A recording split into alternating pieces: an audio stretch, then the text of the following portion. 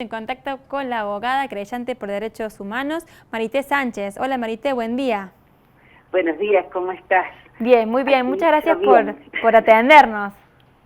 Sí, no, por favor, es un gusto para mí. Bueno, un poco el título ya lo dice todo, ¿no? Pero cuando planteamos este tema de memoria, verdad y justicia como ejes de una política de Estado, ¿a qué nos estamos refiriendo? Bueno, en realidad, en el año 2002 se dictó una ley, sí, que es justamente la ley de la memoria. La consigna un poco era memoria por la verdad y la justicia, y tiene que ver justamente con la fecha que se estableció, fue el 24 de marzo, que se iba a recordar y a honrar a todas las víctimas de lo que fue el terrorismo de Estado. Tiene que ver fundamentalmente con esta construcción diaria que se hace de la memoria, tanto como memoria individual y memoria colectiva. Y como políticas de Estado implica justamente que es el Estado quien va a garantizar los derechos humanos y las políticas que tienen que ver con la memoria y con la justicia. Es decir, la justicia estaría representada, y por eso estas jornadas, este conversatorio en el que vamos a estar a la tarde, se relacionan a lo que fue el juicio de la megacausa. Ustedes sabrán que a nivel provincial se dictó la ley 10.368, por la cual el día 25 de agosto se recuerda justamente la lectura de sentencia y ese acto tan conmovedor que se realizó en las puertas de tribunales y que nos esperaba al salir de la audiencia. Justamente la justicia tiene que ver, este término, ¿sí? Tiene que ver con lograr la sanción de delitos tan aberrantes como los delitos de lesa humanidad, y también, por supuesto, la memoria implica de alguna manera este llamado, ¿sí?, con el que se presentó el informe de la CONADEP, nunca más, es decir, que tengamos memoria para no repetir la historia. Exactamente. Sobre todo estas historias tan terribles, tan trágicas. Bueno, aquí también nos ocupamos del tema del nombramiento como patrimonio cultural, de lo que fue el archivo de la mega causa, digamos, de la sentencia. Bueno, una causa tan gigante con todo lo que generó. Digamos, viéndolo en retrospectiva, ¿qué crees que generó, digamos, esta sentencia? ¿Cuál es el efecto político? Más allá de lo judicial, obviamente. Yo lo que creo es que justamente, bueno, la sentencia fue el resultado de un trabajo de muchísimos años, ¿sí?, y de muchísima gente. O sea, no es simplemente el trabajo que por ahí puede tener más visibilidad, que tiene que ver con la participación de los abogados, de muchos, y del tribunal, que por supuesto fue importantísimo contar con un tribunal que pudiera escuchar y decir la justicia. Pero es un trabajo de muchísima gente. Yo, por ejemplo, trataba de recordarme a todos los que participaron, desde el equipo de antropología, el equipo de acompañamiento de testigos, la importancia vital que tuvieron los testigos de las y los sobrevivientes y expresos políticos, de los familiares y querellantes, de las personas que con mucho amor hicieron las flores rojas que nos acompañaron durante todo el juicio, que duró casi 4 años. Pero además, digamos, ese juicio en realidad unió, por eso se llamó mega causa, muchas causas anteriores, y algunas de ellas venían desde los primeros tiempos de la democracia, es decir, de que pudimos recuperar la democracia.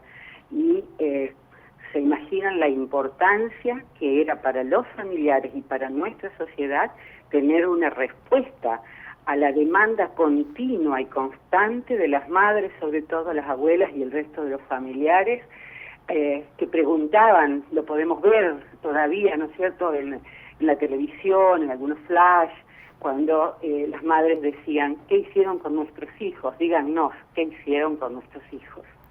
Particularmente te quería preguntar también sobre este tema. Mañana se cumple también el cumpleaños Sonia Torres, 91 años, o sea que este conversatorio que se hace hoy seguramente va a ser también para brindarle algún tipo de homenaje a Sonia por su lucha. ¿De qué forma, Marité, puede contribuir el Estado para la búsqueda de los 300 nietos que faltan? Bueno, el Estado ha contribuido, está contribuyendo. Nosotros aquí en Córdoba, por ejemplo, firmamos un convenio, ¿sí?, con el Ministerio de Justicia y Derechos Humanos y la Secretaría de Derechos Humanos de la provincia para digitalizar las actas de los hoy jóvenes, pero niños nacidos durante el periodo en el que buscamos las nietas y nietos. Eso nos va a ayudar muchísimo a poder acelerar el encuentro de los nietos, pero también contribuyendo con determinados mojones, diría yo, que nos permite trabajar con la sociedad, que es la que aporta justamente muchas veces los datos para que localicemos los nietos, ¿sí? Y esos mojones son como la sala que hay en el Archivo Provincial de la Memoria.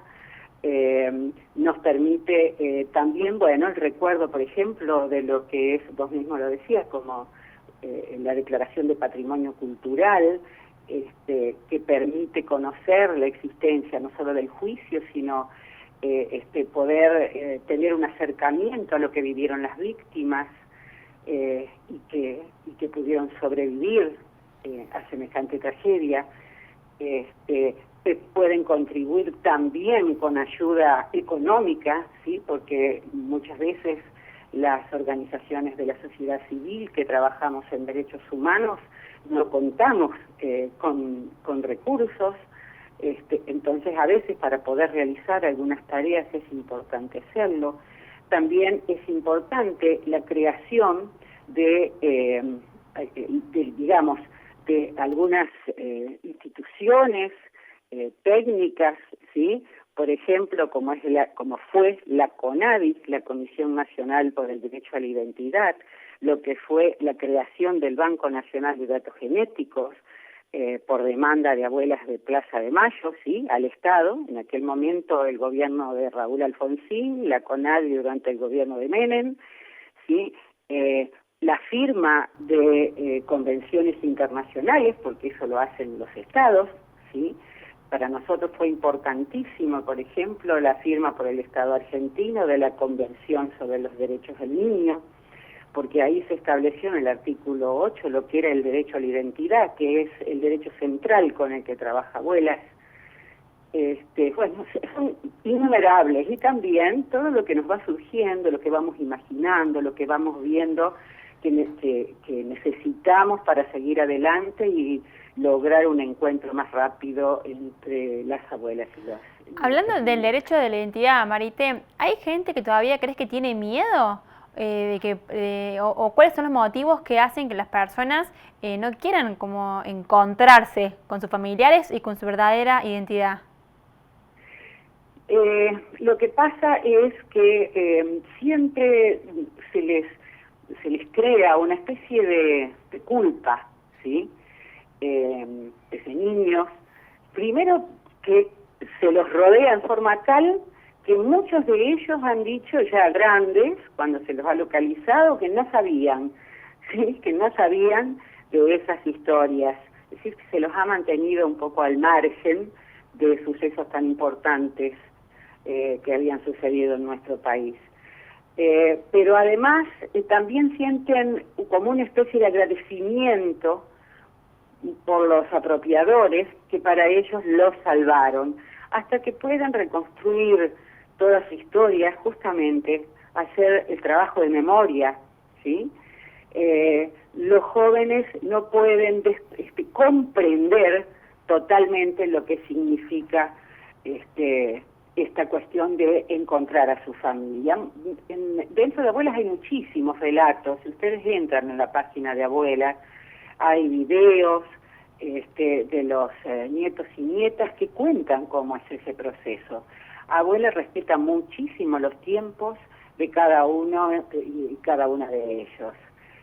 Pero es interesantísimo cómo con el transcurso del tiempo y este trabajo de memoria, de ir conociendo cómo fue, pueden explicarse muchísimas cosas que antes les ocurría, pero no tenía explicación para ellos.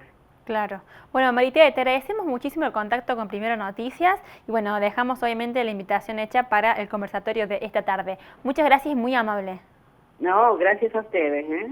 Bueno, pueden entonces, si les interesa la actividad, inscribirse a través de un sitio que está publicado en las redes sociales del Ministerio de Justicia y Derechos Humanos para poder acceder a un conversatorio con Sonia Torres, entre otros participantes, la abogada obviamente Marité Sánchez, muy interesante para hablar de este tipo de políticas.